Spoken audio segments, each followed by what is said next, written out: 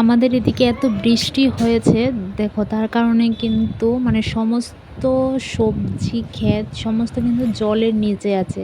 এই যে রাস্তাটা দেখতে পাচ্ছ, এই রাস্তার উপরে পর্যন্ত জল এসে গেছিলো, তখন আমি জল দেখতে আসিনি।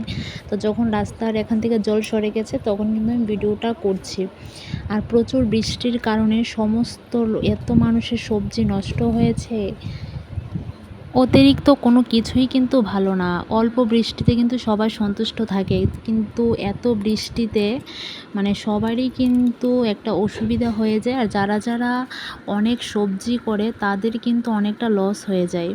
দেখো এখানে যে ক্ষেত দেখতে পাচ্ছ সবগুলি কিন্তু একদম জলের নিচে। এখানে কত সবজি লাগিয়েছিল, তাদের কত আশা করে সবজিগুলো লাগিয়েছে, আর এখন সবগুলো একদম জলের নিচে। বাইত নিয়ে বর্তমানে সকালে নুন যে লইলে